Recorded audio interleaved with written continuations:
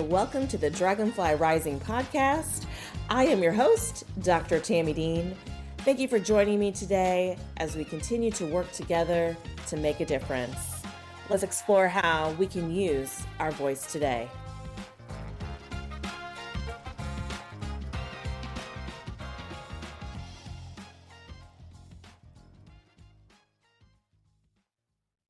Hello and welcome everyone to another edition of the Dragonfly Rising podcast with your host, me, Dr. Tami Dean.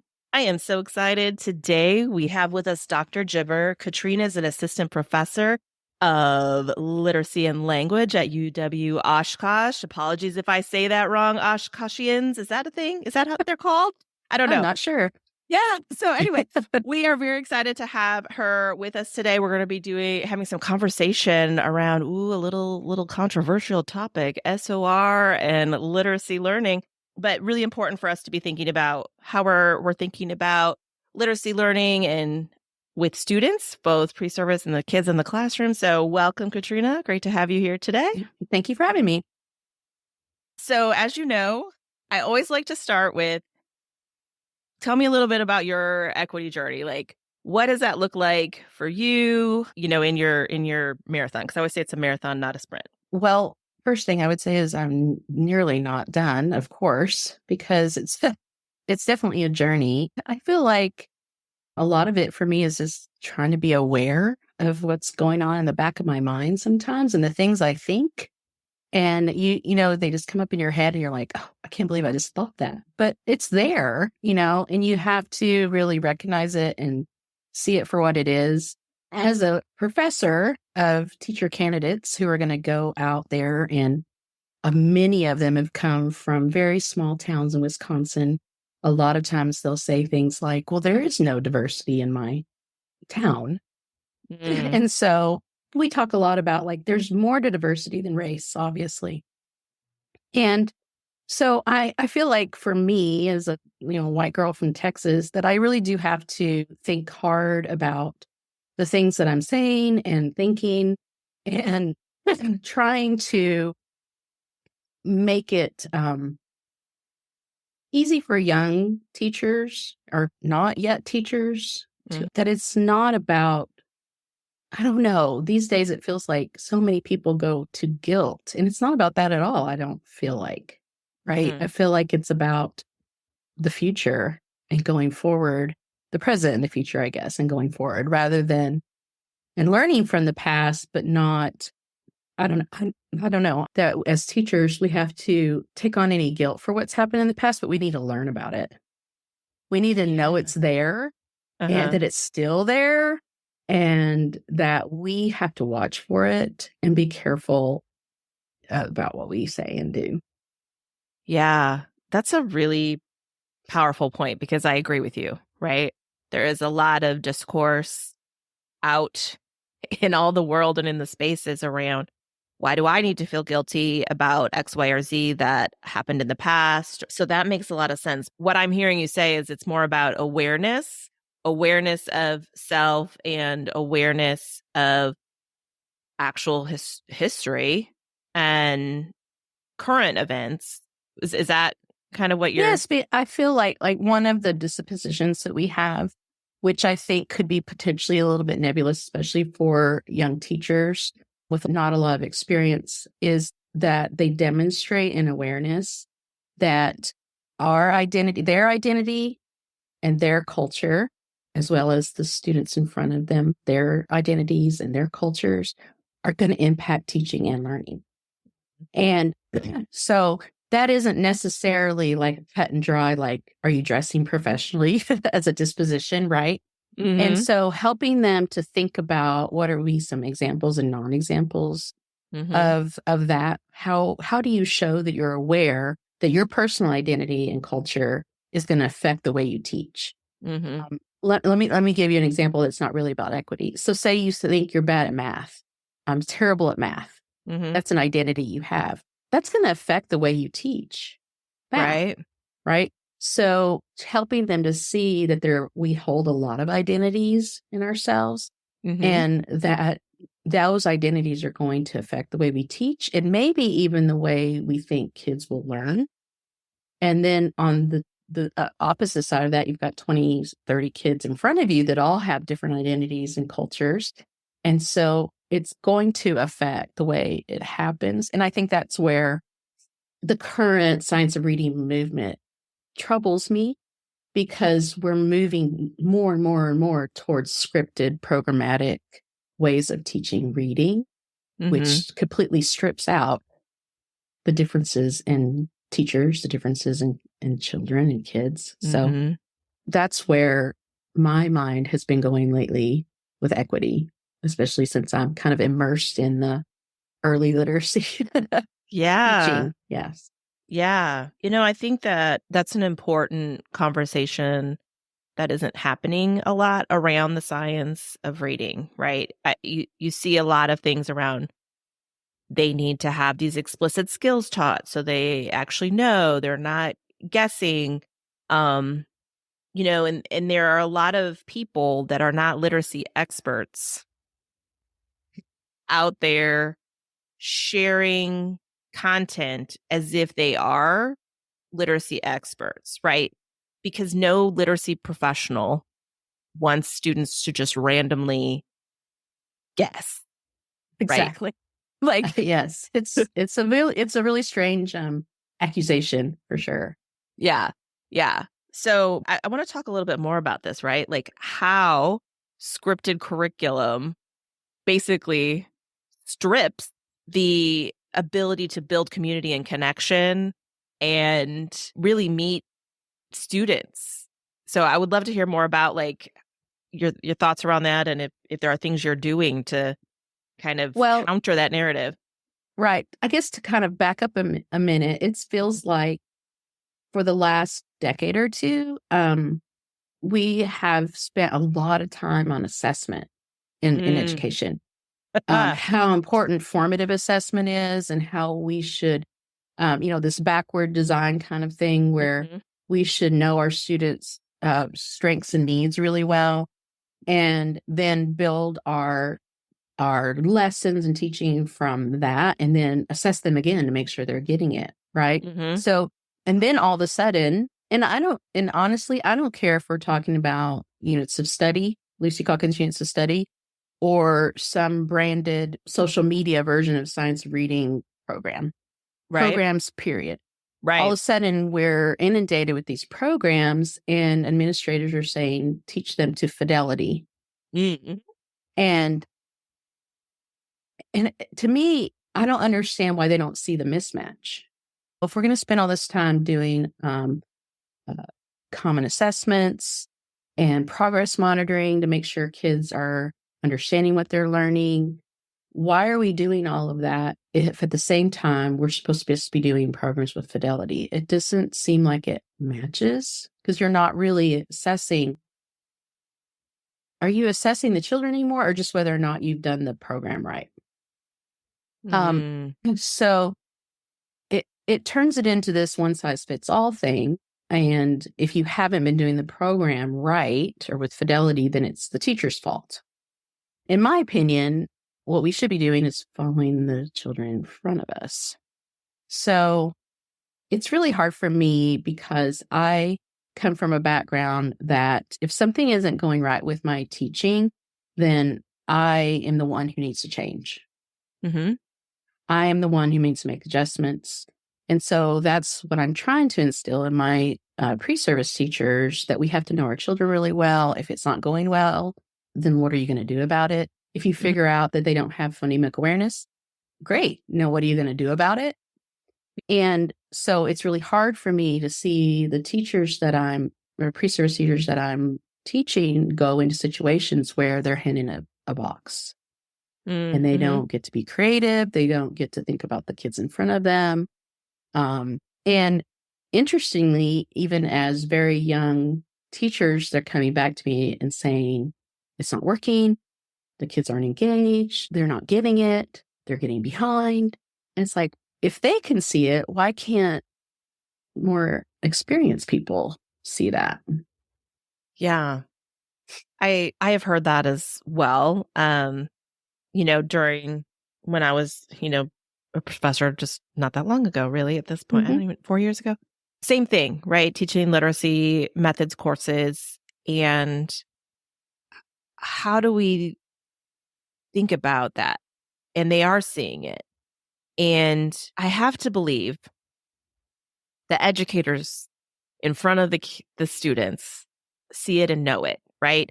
Because I feel like when I talk with educators, they are frustrated. They're tired. We Mm. are over assessing, right? So assessment has a purpose, but when we're just assessing to be assessing, and even if the student doesn't really need an assessment yet, because we're still in the process of learning and we know that, but I have to do this assessment to check off a box, Mm-hmm. right? So, and I'm rambling a little bit here, but I just think about the professionalism that's Right. allowed to teachers, right? Or not. Yes. Like no one tells a doctor, Mm-hmm. oh, you need to diagnose your patient, Every 2 weeks. right? Or you Right. have to follow this prescripted way to Mm-hmm. diagnose them with fidelity, Mm-hmm. right? They are able to draw from their professional experience a variety of resource, their colleagues, you know, all of these places to then get to what is the best solution for their patient. And in some ways, like students are like that because not all Right. patients are the same Mm-hmm. and not all students in your classroom are the same. I feel like, and that's the thing is, I don't want to leave an impression that I agreed with the big assessment movement because I actually didn't. I mean, I feel like we should be constantly assessing, and that means observing, being a really good kid watcher, Mhm. and knowing what you're looking for, and knowing how different ways to go at it. I Mhm. think it was. I don't want to take somebody else's analogy, but I heard an analogy that it's like quilting. So I'll take it, but it's not mine originally. So quilting, like you're quilting together, and only an expert can do that. Um, Right.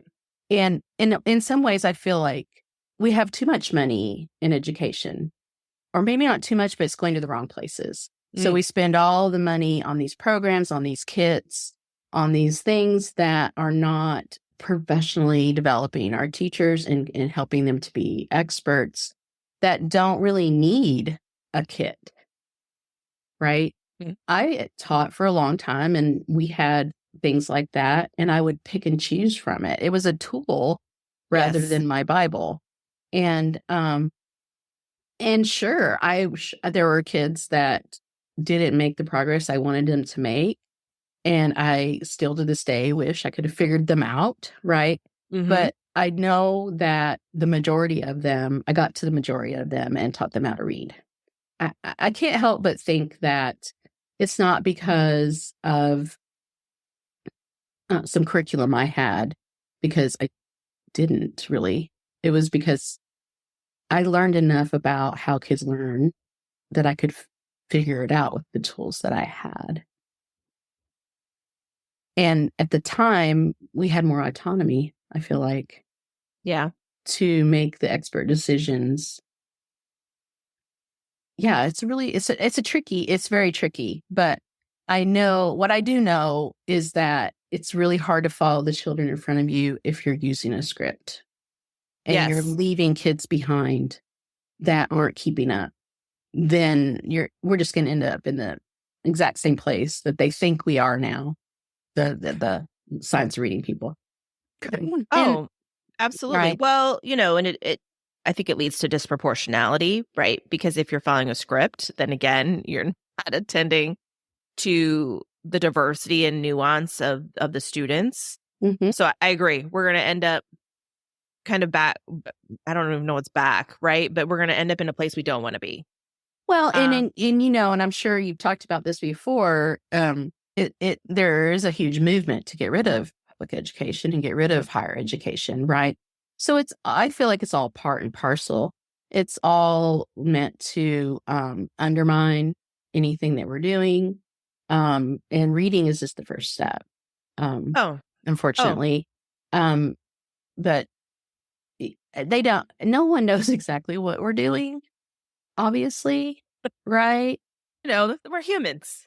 Right? There's a humanity part, right? to me, education is in the business of people. Not in the business of business, right? Yeah. Yeah.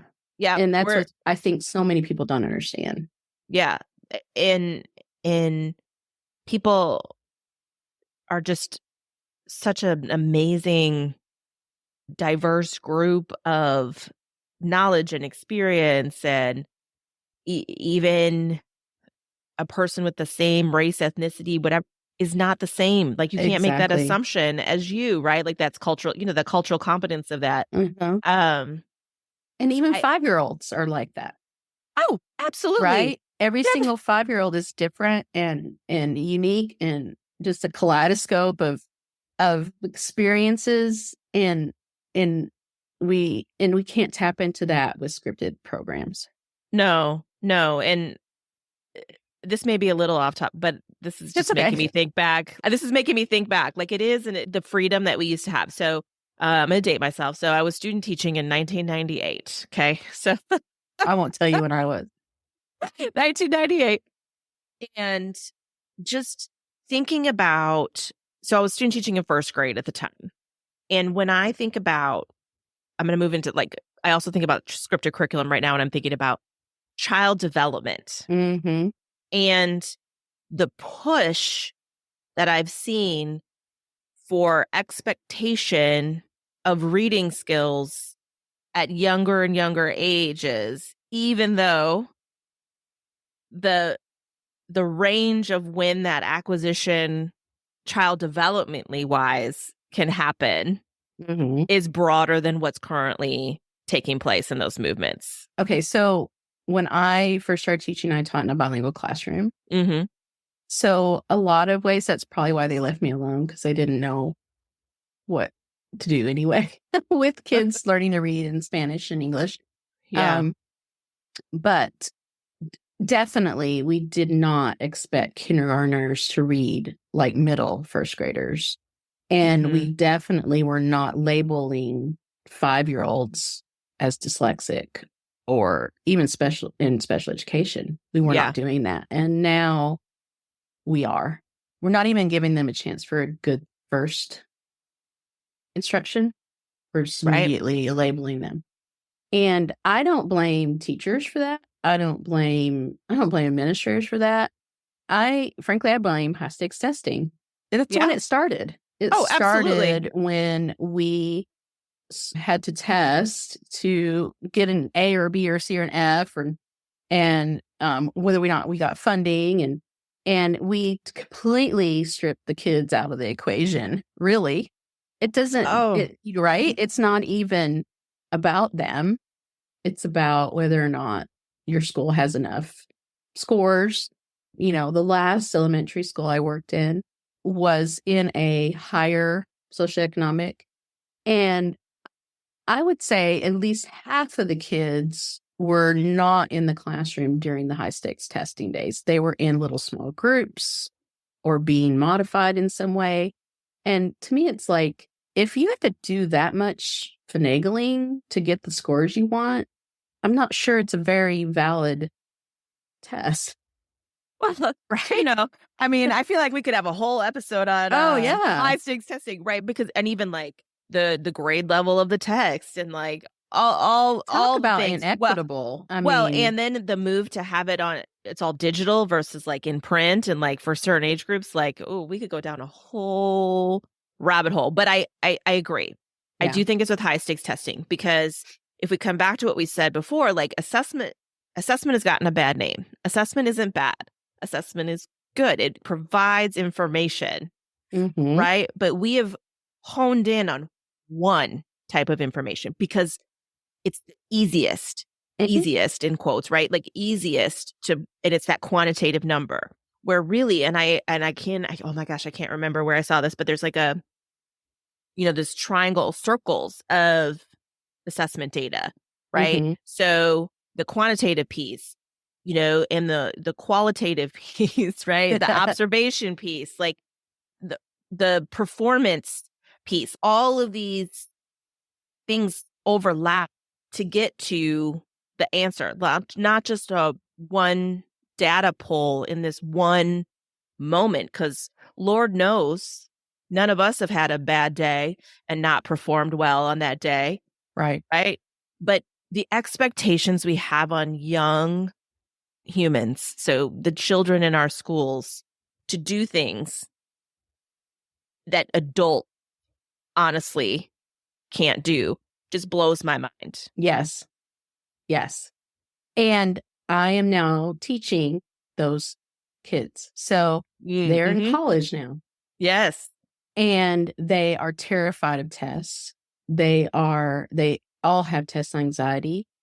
And really for the majority of them, there's no reason for them to. It's not because they inherently are bad at tests. It's because they have been taught they are bad at tests. And how many of us in all good intentions have said, well, you're just a bad test taker, to try to help the student feel better. But that is another piece of their identity. Yeah. Now. And I mean, some of the things they have been through, Tami, we know it from the outside, but all of the shooter drills. And I mean, our kids are the same age as the kids I teach, right? Our personal Right. children. Yeah. And we know that they've been going through shooter drills and they've been going through high stakes testing since they were babies or since they went to school, right? Right. And these are the kids that are now young adults. Yeah. Yeah. And I could see, like, when I was in higher ed preparing these pre-service teachers for, I don't know how many years I did that. I did it for a number of years. Oh my gosh, I can't do math, like 10 years or something like that. I could notice as the years went on, the change and shift once we started moving into the high stakes testing era. Mm-hmm. Right? Because the compliance. Yep. Right. So I imagine that makes it more challenging too to push back against the grain when you have gone through school in such a compliance type process, to push back even though you're seeing it. Like, I think there's a fear of using your voice against what we know to be right and best for kids. So yeah, to kind of get back on topic, Yeah. I feel like that is such a strong piece of their identity, that compliance piece, that it's almost, it's a black and white, like kind of, this is the way things are or they're not. And so when it takes a while, and luckily, I mean, I'm in a position where I see the same students in many courses. I've had someone for 4 courses. That's the best. But it is actually Really the best because we can whittle away things together. It's not like I'm an expert on everything. Heck, I have things to learn about literacy, and I've been doing that a long time. But I feel like we can kind of like tease out things together when I have more time with them, and almost like break some of that apart, that kind of compliance part apart. And compliance piece apart is like, because even when they're writing lesson plans, they want to do it right. Right. And Yes. so they get, and again, back from the beginning, I am like, it's no programs it's not, I don't care whose name's in front of them, but they'll get like an interactive read aloud, F&P with a book inside from their brain teacher. And you have to do this interactive read aloud. And it totally strips away any of their creativity, any of the things that we're talking about in all of our classes, not just literacy classes, about culturally responsive teaching. It strips it all away. Yeah. Because it's like they are having to fight back from this scripted curriculum in order to think outside the box.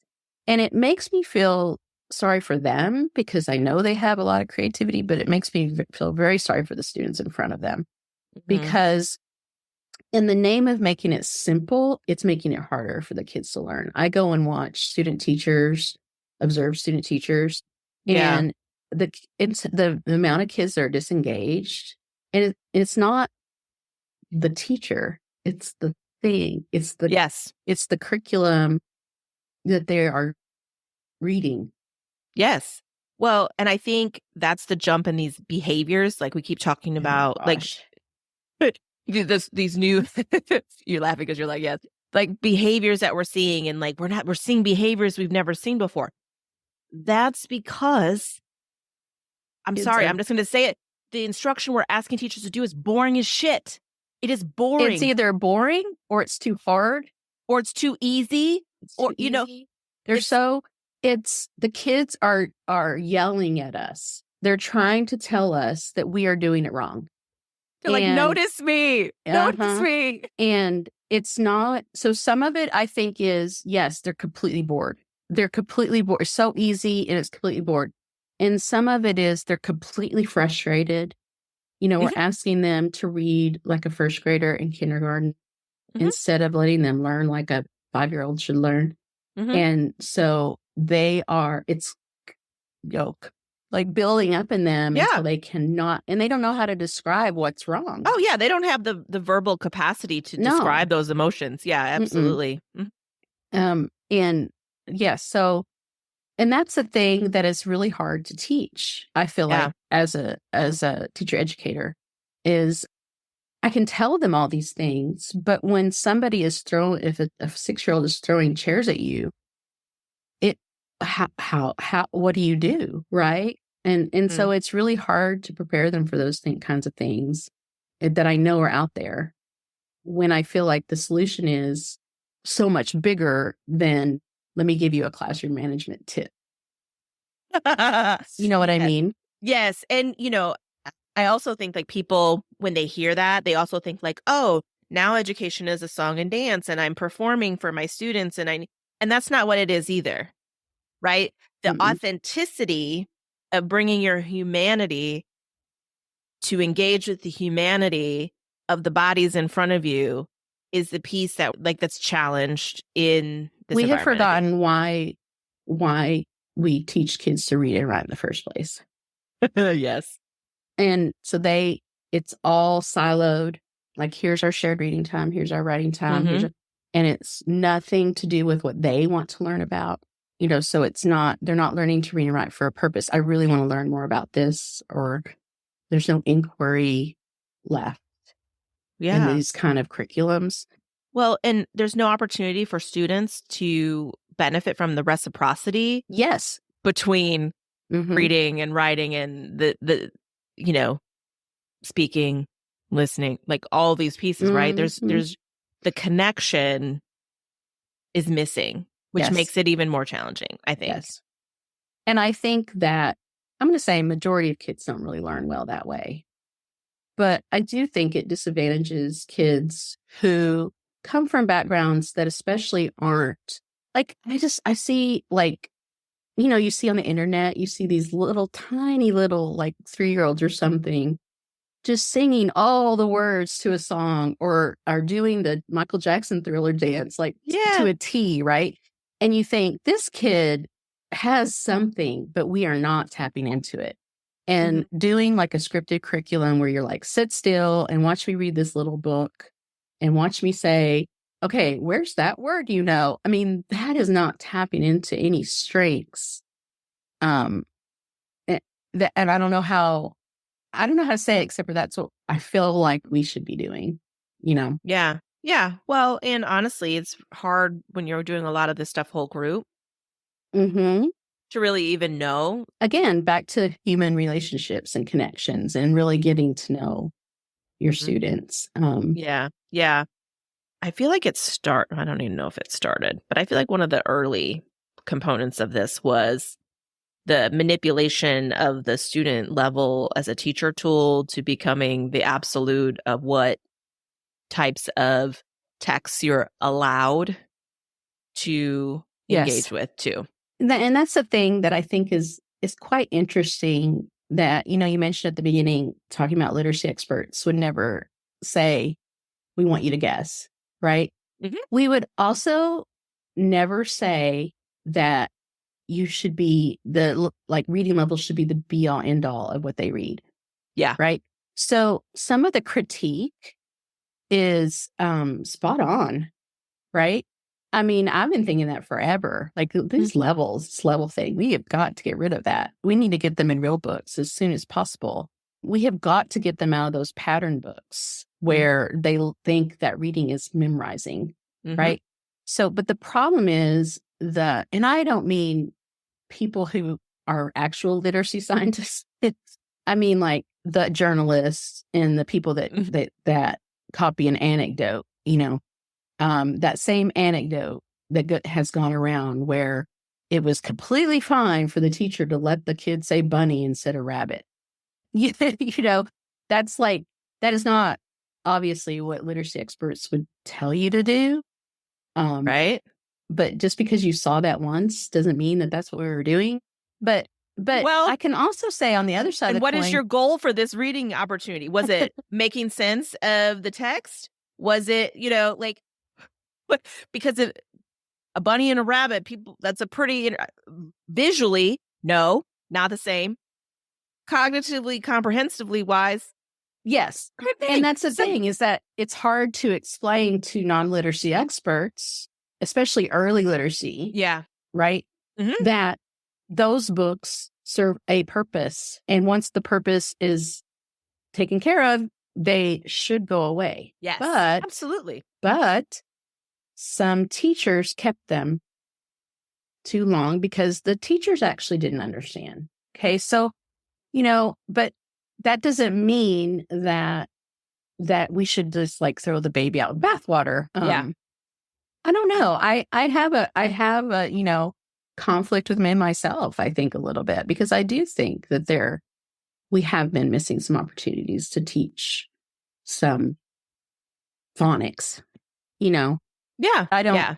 my problem is that it doesn't have to be a scripted curriculum. Right. Like, where's the happy medium? Mm-hmm. Right? Where, again, going back to the toolbox idea, Mm-hmm. how do we look at best practice and the professional is able to pull from the toolbox that makes the most sense for the students in front of them? So is that, I think, when you're thinking about your literacy classroom and trying to address this, is that something that you get an opportunity to address? Or like, what are you trying to do, or what are some methods you're using to kind of help balance out the scripted narrative? Well, one of the things that I guess I kind of got stepped into the opportunity, but I made it my own. One of the courses I teach, the students actually go into the field and work with one-on-one with a new reader, a child who's learning how to read. Yeah. And they get to work with them 5 times over the semester, and they collect assessment, like authentic reading assessment, and they analyze it and they make lessons from it. And they think about where the child is in strength wise. They think a lot about engagement too, their interests, their background, what they want to learn about. So we try to pull it all together in a little neat package. Kind of, it's short, right? It's just a semester. Yeah. But I feel like originally the idea was the connection between theory and practice. Yeah. So the original idea was, so you're learning all this stuff about early reading, right? All the science of reading stuff, right?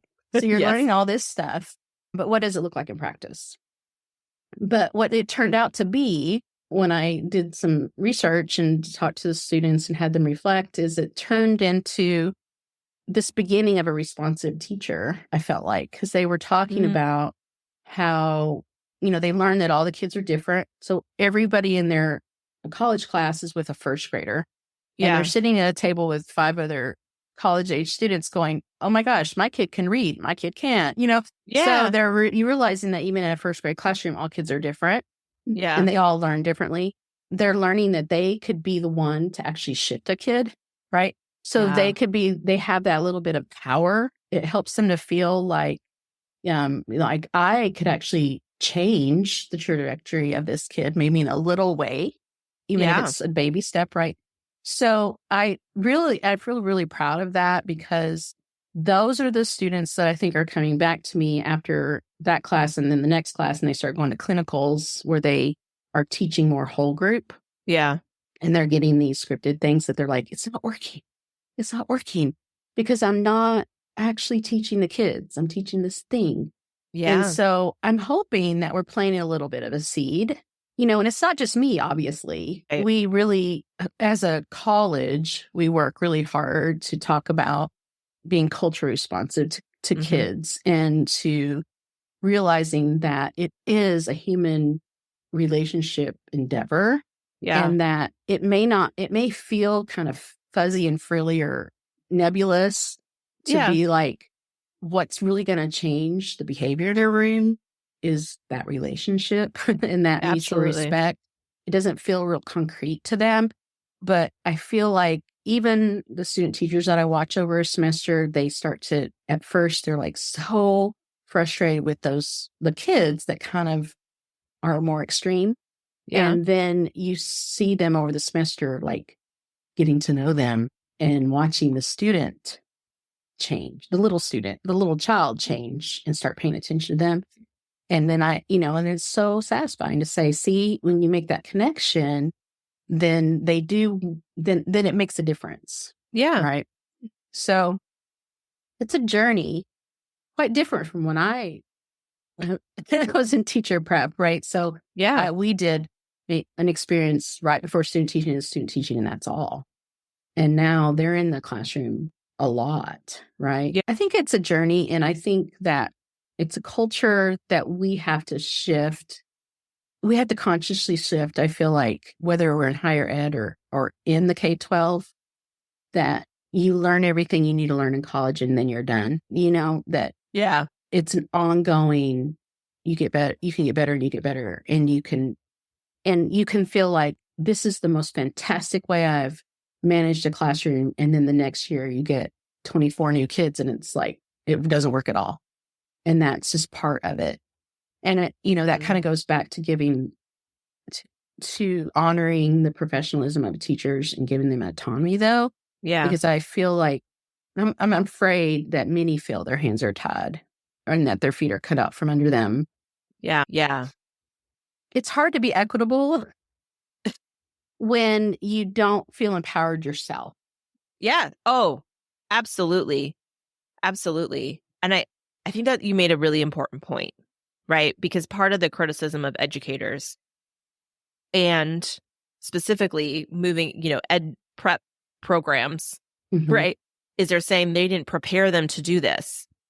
They do, and it's not a stagnant process. Like you're constantly learning and adjusting as you get more experience, get more years.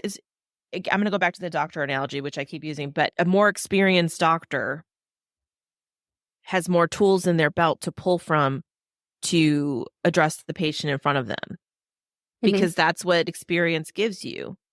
So I think it's an unfair criticism of teacher prep and of educators to say that brand new teachers don't know X, Y, or Z because someone like you or me that has spent decades in the field of education and an extreme amount of time with, education beyond our bachelor degree around specific things like literacy, learning, and instruction and equity, right? Like you can't lump all educators in one box.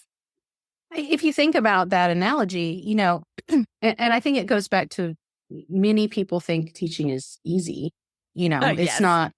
Well, All you got to do is pour stuff in their brain, and it comes down to a fundamental misunderstanding of how people learn in general, oh yeah. right? So, the latest, I'm tangenting them a little bit, but the latest thing is that we're all going to have to be trained as higher, like me with a doctorate in reading, have to be trained in science of reading, and all the teachers have to be, right? This is Hmm. legislated.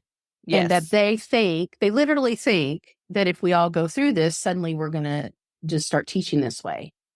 Because their understanding of learning is all you got to do is pour it in a person's head and they do it, right? Yeah. But going back to your analogy, it's like if we really did consider teachers professionals, which they have to be effective, Yes. then we wouldn't say teacher education is the end. I mean, think about Mm, medical school is the beginning. yes. Finishing medical school is the beginning for a doctor. They have internships and residencies, right? Mhm. And so there's lots of ways we could do it better. Could we do more type? Will they have a semester of internship, but maybe they need more, Right. and maybe they Well, don't need it from their teacher prep program. Maybe they need it from their district. Well, that's what I'm thinking, like new Right. teacher support and induction Mhm. and how do we continue that? I mean, teachers have continuing education requirements to maintain their Right. licensure, right? Mhm. So it is an ongoing process, but how are we providing that support? And I've seen a lot in my career where the new teacher is thrown into um, the most challenging opportunity and is expected to perform like we're flip-flopping it, right? Mhm. Looks like our veterans who have the experience in the tool belt either need to walk alongside the new or teacher in those environments or need to be the model and do it versus We try to don't withdraw from it. Right. We don't always follow our own philosophy. I kind of alluded to that before, but like Yeah. if our philosophy is that children are individuals and need differentiation, why wouldn't it be the same for adults? Oh, absolutely. So like if you have, even as a principal, like if you're an instructional leader, you have 3 or 4 new teachers in your building, they all might have different needs. Mhm. And just sending them to central office might not be enough. Yeah. Um, or again, back to like every class, it has a different makeup. So maybe one year is great and the next year is not, and they need a different because the kids are bouncing, because Yeah. all of the people in the room make for a different environment. And so, yeah, I think we could give them more support for Yeah. sure. But I Yeah. don't think that necessarily would have to take away from their professionalism, right? I mean, Oh, no. that's going to empower them. Yeah, I Yeah. agree. Yeah, Yeah. absolutely. Absolutely. I think like teacher professional development, what are the teachers are we listening to them? They're like, this would be really helpful Right. for me. I always joke And about this with educators, like all of us have sat through professional development. We're like, what is this and how are we using how's this? this up? And Yeah. This doesn't you know, apply to me. But, and I also want to acknowledge that there are lots of places that do stuff like that. oh yeah. So, they're just like every other thing, education's on a monolith, they're not all the same.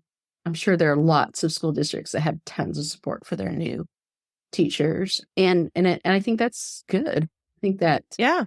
but yeah, I mean, again, I feel like probably just repeating myself, but it's so complex. It is. There is not one solution, and there's not. I mean, so Yeah. I, Well, I I'm very hopeful that maybe some of this movement will put back things back in that maybe have been missing. mhm. But I'm really hoping for a trajectory where maybe we start to integrate things more again and Yeah. make it more purposeful and not, like you said, just because you're a G, you have to read a G. But like, why would you be reading that book? What are you learning about that would help you, that would make these book choices purposeful rather than you can only pick a G? Right. So I have a lot of hope. I love that you have a lot of hope. I I have hope too. I mean, otherwise I wouldn't be. I'm like, let's talk with people that are doing this. Like, I think, how do we learn from each other? How do we look at these districts that are doing great things and modeling, strong support for their new teachers? How do we look at places that are thinking, okay, the scripted curriculum isn't working? What do we mean by fidelity? What do we mean by this? How are we Hmm. empowering our educators to be professionals? Like these, I know these questions are existing. That there are all these pockets of it around the Hmm. country. I know there are. Like you can just see it.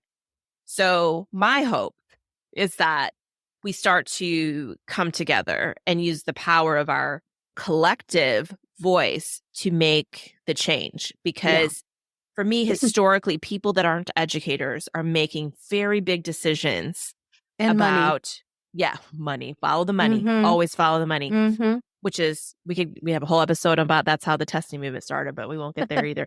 Um, you know, making these big decisions. Uh-huh. And again, what they believe about education because they went through school. Like, Hmm. we're the only profession where everybody thinks they know how to do our job because they were a student once. Being a Hmm. student, being a teacher are two very different Right. roles, right? Right. And it's not a business, like you said. And we're letting people who are business run things too much. We're listening to them when we shouldn't. So you know that we have all, whether we're just a lowly teacher or, and I put my quotes in the air there, or Yeah. the administrator, we're letting people make us feel like we don't know Hmm. somehow, right? So yeah, we have to trust ourselves and trust our teachers. Absolutely. Absolutely. Oh my gosh. So, thinking about, we talked about a lot, which is very Yeah. exciting. I love it. What would be kind of your advice to educators out there that are looking to do some of the things that you're trying to instill with your pre-service teachers? What would I be some would tips just you'd want to share? say, I mean, if you're listening, I hope that no one gets like the impression that I don't feel like teachers can do it, because I think teachers are amazing. Wanted to get my doctorate and teach teachers after I read Peter Johnson's book, Choice Words. Yes. So if you haven't read that, anybody, I highly recommend it. And what was cool, what I took from the book was so much. I changed the way I talk to my students, my children, everything. But it really did shine through that Peter Johnson thought teachers were cool. Yeah. Like, he was watching teachers and seeing them kind of work some magic with their language. And so I believe that in the teachers that really, I mean, and these students that I have, they really want to be teachers. Yeah. They are super aware of the environment out there, and they still want to be teachers. So I I love that. know they have some magic in them, right? I love that So fire first in of all, them. I Love would it. really want them to feel like they have the power and feel empowered to continue to learn, right? Hmm. Even if you've been teaching for 20 years, right? How could you learn more that maybe you don't have to feel like you need that curriculum, or you can use it as a tool instead of as whatever? Feel empowered to say, I know better. It could be a math curriculum. I can Hmm. remember teaching in the first grade, and they were asking me to have students do kind of algebra, basically find the missing number is algebra, right? Hmm. And they didn't even have number concept yet. Right. So it's like, you have to be able to watch your kids to know and be able to get off that train and see how, if you can figure out how to talk to your administrators to help them see that that's what you need to do, you know? Yeah. But I, I feel like you have to feel, and I wish I had a tip that was just like, that I don't. You just have to feel that when you are the one that makes the shift in the kid, you can't help but not want to do it again. Hmm. When you see them move because of something, your move made them move, you want to do it again. Yeah. And I have probably can't count on both my hands how many times that I've had practicing teachers say to me something like, "Oh, but they're high. Those kids are high," as like a rationalization for the kids doing well. And it's like, no, no, no, no. You did that. Yes. You taught them and you got them to that place. It's not like low kids don't go anywhere and high kids go somewhere. No, it's what you do. And I hate to say low and high, but you know what I mean, I do. right? It's what you do that makes the shifts happen. Yeah. And we have got to start taking credit for what we do. We can be pretty powerful and magical if we want to be, right? Yeah. And so I guess that's the thing. I don't know. That's not like a solid concrete tip, but I think that we have to start taking credit for the moves our kids make, the way they move forward in their learning, whether it's reading or math or whatever. Is it something that we've done? Yeah. It's not that they're just in the world, Right. you It know? didn't just like spontaneously happen. Right. So, what I'm hearing you say your tip is like own the magic of yourself as an Yeah. educator and your Yeah. ability to bring out the magic in the learners in front of you. Right. Yeah. Like it's just joyful. Learning should be joyful. Hmm. It should bring out the joy. It should bring out the joy of you in of the educator. It should be bringing out the joy in the children because, the way a student's face lights up when they get it or they connect with something or you see that like it's contagious. Hmm. So I love that tip. And use your language. Use your language Yeah. to show them that they got it. Do you Yeah. feel that? Like, and I don't care if they're 5 or they're 21. When they light up and they get something, and as a teacher, instructor, you say, "Do you feel that? You just got it." That it means something. That they're like, "Yeah, I figured that out." And then as the teacher, you got to say, "And I helped make it happen." Yes. Yes. I love that. I also love Peter Johnson's choice words, y'all. I will put a link to that in the information for the episode, as well as a book about kid watching if you are not even sure what that really means and how to start using the power of observation with your students. I'll put a link in there for a great resource and tool as well. But I just want to thank you, Katrena. It has been such a pleasure talking with you today. It was fun. Yes, it was a lot of fun. Yes. Thank you. Yes. Thank you so much, y'all. And remember, you can like, share, and subscribe. And you can also support the content building with the podcast with a subscription and to our little gift. Head over to IG Dragonfly Rising LLC to do that. So we'll talk to you next time. Thank you. This wraps up another episode of the Dragonfly Rising podcast with me, your host, Dr. Tami Dean. Thank you so much for joining us. And remember that action is always greater than inaction. How will you use your voice today?